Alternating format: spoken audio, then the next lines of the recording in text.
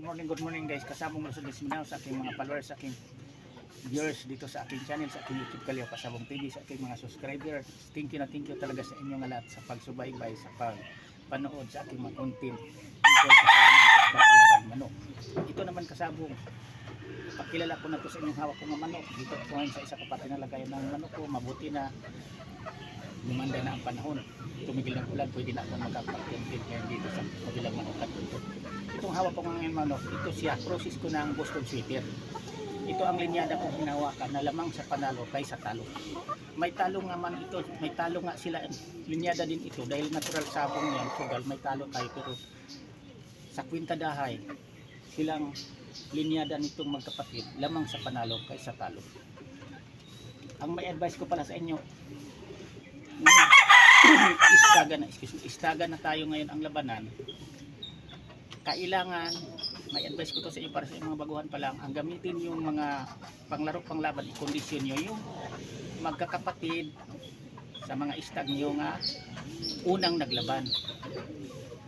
Tapos ibigay nyo ang kumpletong vitamins, inindikan nyo yan, kumpletong pag-alaga, sapat na pag-alaga, todo support nyo sa kanya bago nyo isabak sa labanan sa inyo siya sabong, sa labanan sa manok, sa mga sabongan kaktit. Kasi buo na ang katawan yan, buo na rin ang loob, hindi na aayaw yan pagdating sa basahan. Kahit 7 months pa lang yan, tulad nito, ito 7 months pa lang, pero may mapili na itong mga kapatid niya na yung unang naglaban pa, pwede na kung gugustuhin ko. Pero hindi mo na ako maglaban sa mga itong edad, lalo na ito nandito malayo ito sa bahay, hindi na himas-himas ito, medyo mga mailab ito. Antayin ko muna yung mga mas nakatanda sa kanila na naglugon, yan gagamitin ko pagtapos paglugon. Ito naman sila pangpalit ko, mapalugunin ko, parang pagdating din ng 1 taon, yan naman silang gagamitin ko panglaban, pang entry ko sa mga sabon kaktit. Kasi dito sa paglaban-laban natin sa mga manok, para sa mga baguhan pa lang to, hindi basta-basta dito na makamit natin palagi ang panalo. May talo tayo dahil sugal sabong ito.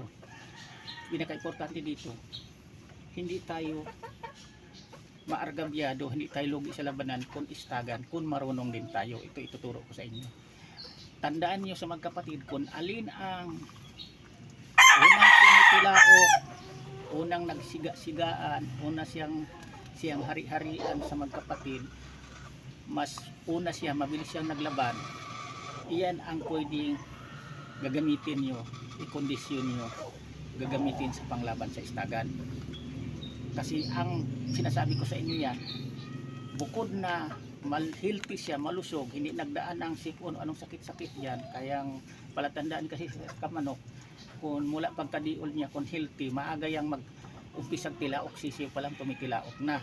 Yan ang obserbasyon ko sa mga palahi ko.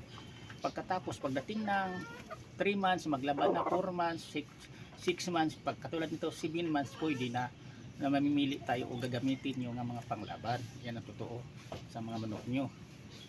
Kasi buo na rin ang mga katawan yan, kay sakto sa alaga, ibigay nyo ang kumpletong vitamins yan, pagkain, buo na rin ang katawan yan, buo din ang loob, hindi na talaga ayaw yan.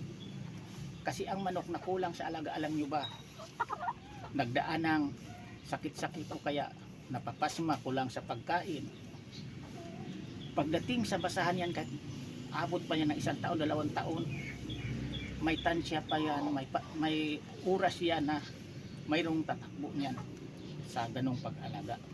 Pagdating sa basahan, lalo na kung masaktan na siya, hindi niya kayanin kaagad ang sakit dahil manipis ang katawan, at saka doon na gumagana ang mahina ang resistensya niya dahil nagkaroon na siya ng sakit, at saka nagkapasma-pasma siya. Advantage itong mga manok na hindi nagkaroon sipon, hindi nagkaroon sakit, at saka pagdating sa basahan, kahit istag pa, hindi mo ayaw yan. Yan totoo. Lalo na kung mga ganitong linyada sa manok, ganitong mga kulay, mahirap mo ito nga talunin na may hininga, buhay pa. Yan totoo. Nasubukan ko na yan sa mga linyada mismo nito. Lalaban ito hanggang huling hininga bago ako matalo. Yan totoo. Kung minsan nga ang makalaban ko kung mahina lang na pagkaalaga, mananalo pa ang manok ko pagdating sa basahan sa kukarihan yan, agaw hininga. Kasi ang sa kalaban, kung kulang sa conditioning yan, hindi na tumutuka yung sa akin, tumutuka pa. Kahit 2 bisis lang ipapanalo na yan ang laban sa isa ka manok ko. Kung magkataon na magbasahan, kung ang makalaban ko magkataon din na kulang sa conditioning, kulang sa alaga. Yan ang pinaka-importante, yan ang sinasabi ko palagi sa inyo dito sa ating channel. Nasasabi ko, pinapayo ko sa baguhan, mga baguhan pa lang. Tulad nito, labanan nyo sa istag, kailangan piliin nyo ang istag na hindi nagkaroon sakit at saka malusog at saka mabilis siyang naglaban. Yan totoo. Kasi parang hindi tayo puro talo, parang makamit din natin ang lamang tayo sa panalo kaysa talo. Ganun lang ang labanan sa manok. Kasi ito, libangan lang natin, pero dito sa libangan na ito, kawawa tayo kapag di tayo marunong din na sumusunod sa proseso sa pagconditioning sa manok. Kasi kung ang makalaban natin magmamanok sakto sa condition ang sa atin, pabaya tayo, kulang sa alaga, kulang sa conditioning, tapos ang mapanggain natin sakto sa alaga ng manok, talong-talo na tayo niyan pagdating sa basahan. Yan totoo. Yan lang sa na mayroon kayong mapulot matutunan sa umaga nito ngayon. Bukas naman uli, ibang topic naman ang paabot, papaliwanag ko sa inyong mga baguhan pa lang. Sa hindi pala nakasubscribe, pakisubscribe naman, pakishare ito aking mga content, i-upload mga video sa aking channel sa aking YouTube Kalya Pasapong TV para dyan lang na paraan sa pagsishare nyo sa aking mga videos, may paabot natin bawat isa sa mga baguhang mag-alaga ng manok para makamit din nila ang sinasabing lamang sa panalo kaysa talo. Yan lang. Thank you ulit. Bye-bye.